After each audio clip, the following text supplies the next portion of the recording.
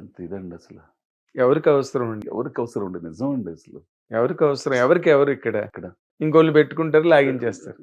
మళ్ళా ఇదంతా అయిపోయిన తర్వాత నాకు ఈ మధ్య ఒక మాట తెలిసింది. వాళ్ళ అసోసియేట్ డైరెక్టర్ ప్రసాద్ ఈయన ఇట్లా మాట్లాడుతున్నా, నిజంగా మీరంటే భలే ఇదండి డైరెక్టర్ గారికి. మీకు క్వశ్చన్ చెప్పనా? మీరు చేయలేకపోతున్నారే మారేడుమల్లిలో కొంచెం ఓ నెల గ్యాప్ ఇద్దాం. ఓ నెల ఆపేసి కొంచెం ఎక్కున్న తర్వాత మళ్ళీ షూటింగ్ ఆపుకోవటానికి కూడా సిద్ధపడ్డాడండి ఆయన మీ క్యారెక్టర్ కోసం. మీరు దప్తి లేరు అంతే. దాని తర్వాత నాకు వచ్చిన ఆఫర్లు కానీ, నేను ఈ రోజు చేస్తున్న సినిమాలు కానీ, ఇవన్నీ కానీ అన్నీ ఆయన ప్రసాదమే. ప్రసాదమే. ఆ తర్వాత ఇకను ఈ మధ్యలో ఒక అతను కలిశానండి. ఏందో నేను ఏ జన్మలో చేసుకున్న పుణ్యమో గాని, జీవితంలో నాకు ఒక అర్థాన్ని చెప్పినోడండి ఈ మధ్య ఒక డైరెక్టర్ త్రివిక్రమ్ శ్రీనివాస్. మీరు చిన్న పేరు చెప్పలేదు. ఏంది నిజంగా గుంటూరు కారం సినిమాలో చేస్తున్న ఆ 9 రోజులు 10 రోజులు ఆయనకి ఏమవసరం అండి? బాబాయ్ దా కూర్చో మనం మాట్లాడుకుందాం. ఏమో త్రివిక్రమ్ శ్రీనివాస్ అంటే నాలో ఏముంది? చెప్పు బాబాయ్ ఏంటి సంగతులు? మొత్తం మాట్లాడుకుని జీవితం గురించి చెప్తా, అవన్నీ చెప్తా. నా పాటికి నేను వండుకుంటాను, వండుకొని తెచ్చుకోను. ఎందుకు వండుకుంటున్నావు? వద్దు, మంచిగా తిను. పెసరట్టు పెట్టు, తినిపించి తిన్నాను అబ్బాయి, తిను బాబాయ్ తిను. ఇవన్నీ చేసిన తర్వాత నువ్వు నాకు నచ్చావు, లవ్ యూ బాబాయ్, నచ్చాను నేను నీకు. జీవితం గురించి ఎట్లా ఉండాలో ఏందో చెప్తా. నీకు స్క్రీన్ ప్రెజెంటేషన్ భలే ఉంటుంది బాబాయ్, నేనేమో అనుకున్నాడు మిస్ అయ్యాను నేను అని మాట్లాడతా. ఆ మనిషితో మాట్లాడుతుంటే అది ఒక రకమైన ఇది ఉంటుందండి అసలు.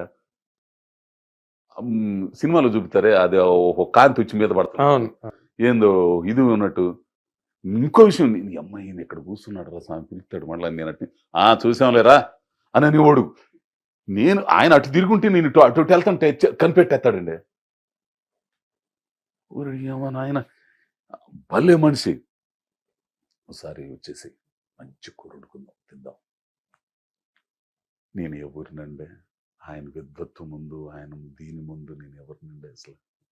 అటువంటి మనిషి అంతగా ప్రేమించి నాకు కొన్ని మాటలు చెబుతుంటే జీవితంలో ఎట్లా ఉండాలో ఆ తర్వాత తెలిసిందండి నాకు కొంచెం జీవితంలో.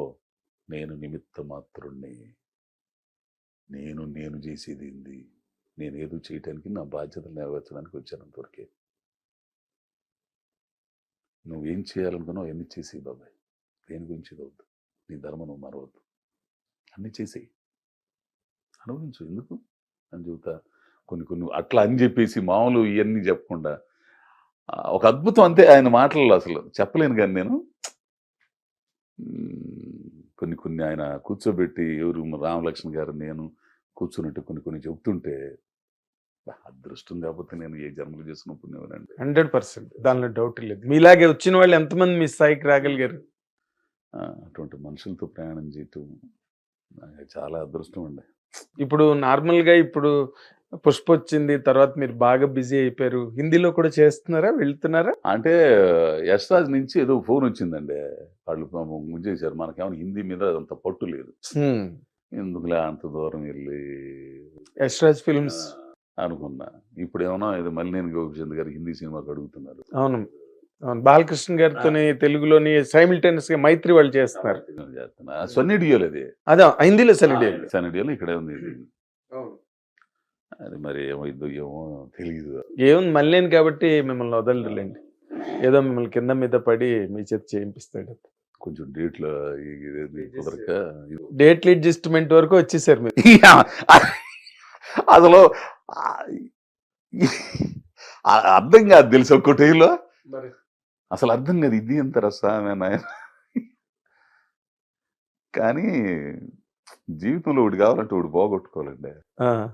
ఏం పోగొట్టుకున్నారు అంటే అంతే, ఏదైనా కానీ ఇప్పుడు మా సామలక్ష్మితో కానీ కుటుంబం కానీ ఇవన్నీ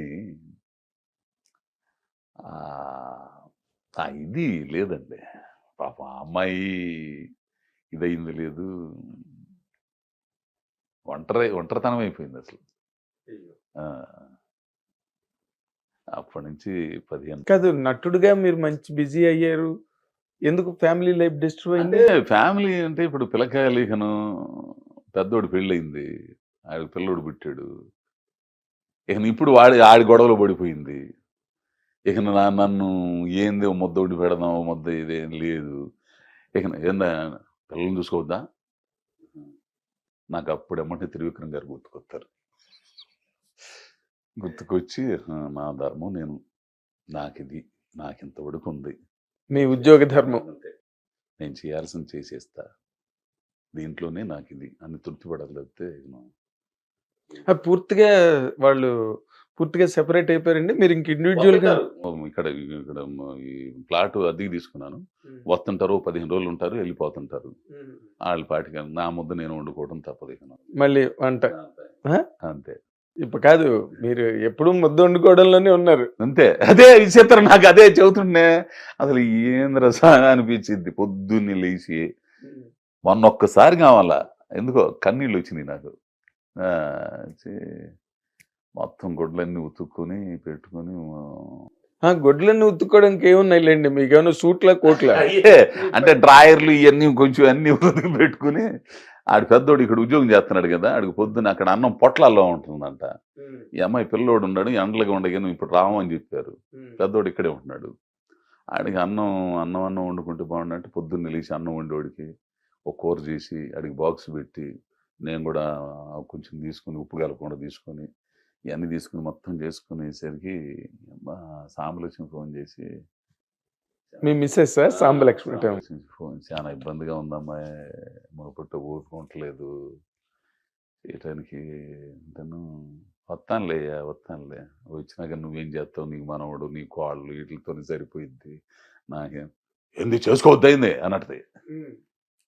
అంతేలే సరే కానీ అంటే మనకి ఎంతవరకు ఉందో అది మన అంతే. అంతే అంతే అదే మనకి ఎంత చెందాలో అంతే అంతే అంతే.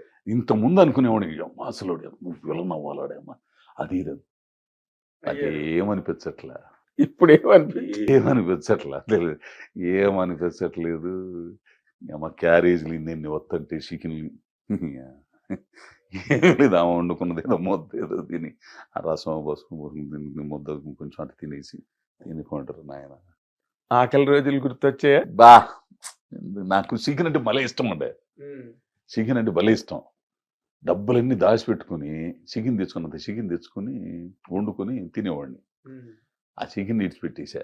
ఇది లేదు ఏంది ఉండే ఇక చేప అంటే కొంచెం చేప తినేవాడిని.